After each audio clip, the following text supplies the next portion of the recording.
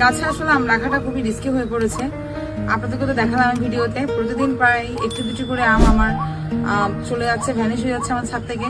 তো বন্ধুরা আমি এখনো চোখে দেখিনি এগুলো কার কাজ, ধারণা করছি এটি বড়বসিদের কোনো ইঁদুর বা এ ধরনের কোনো প্রাণী হবে। তো বন্ধুরা যাই হোক, এই জন্য আমি আগে বেশ কিছু আম অপরিপক্ক অবস্থায় তুলে নিতে হয়েছে, যেগুলো মোটামুটি কালার চলে এসছে, ওগুলোকে মূলত ওরা টার্গেট করে। তো বন্ধুরা এই জন্য আমি কালার আসার সাথে সাথে বেশ কয়েকটি আম তুলে নিয়েছিলাম।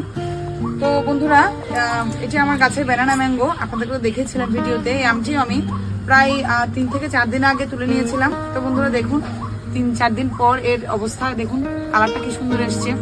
তো বন্ধুরা আপনাদেরকে যে টিপসটি দেবো, ব্যানানা ম্যাঙ্গো কখনোই সাথে সাথে গাছ থেকে তোলার মাত্রই খাবেন না, খেতে যাবেন না, কারণ এতে করে আপনি আসল মিষ্টতাটা পাবেন না। যদি আপনি এটি একটু পরিপক্ক করে খান, যেটা বলতে চাচ্ছিলাম, দেখুন বন্ধুরা স্কিনে যদি এ ধরনের স্পট চলে আসে এবং কালারটা দেখুন, কালারটা দেখলে আপনি বুঝতে পারবেন টকটকে হলুদ কালার। আর 3 থেকে 4 দিন পর, মানে গাছ থেকে হারভেস্ট করার 3 থেকে 4 দিন পর যদি আপনি এটি টেস্ট করতে চান, তখন দেখবেন এর মিষ্টতাটা অনেক গভীর হয়। আমি এটি টেস্ট রিভিউ দিয়ে দেখাবো।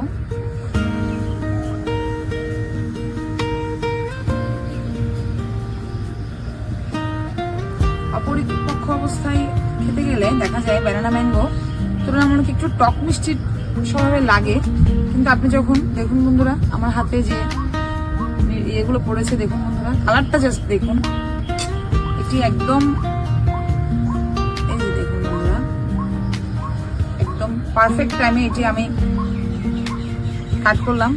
এখনই আসলে উপযুক্ত সময়। 3-4 দিন বাসায় এনে একটু রেখে দিলে হয় কি, আমটা একটু নরম হয়ে আসে এবং খাওয়ারও মোটামুটি উপযুক্ত হয়। অনেক বড় সাইজ আসলে, যে আমি একেবারে খাওয়াটা পসিবল না, মুখে দেওয়াটা। তো আমি একটু ছোট ছোট পিস করে টেস্ট করে দেখবো।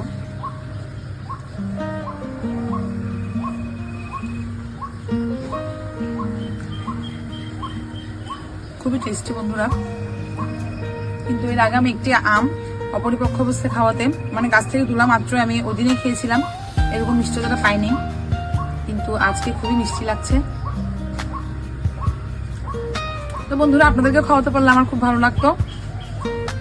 দেখুন বন্ধুরা আপনারা আপনাদের ছাদ বাগানে একটি ব্যানানা ম্যাঙ্গো চারা অবশ্যই লাগানোর চেষ্টা করবেন, এবং টিপস দেওয়ার জন্য তো আমি প্রিয়া আছি আপনাদের সাথে শুদ্ধ ছাদ বাগানে। তো বন্ধুরা ভালো থাকবেন, সুস্থ থাকবেন। পরামর্শমূলক ভিডিও পেতে লাইক, কমেন্ট ও শেয়ার করে শুদ্ধ ছাদ বাগান চ্যানেলটা অন্যকে দেখার সুযোগ করে দিবেন। টাটা।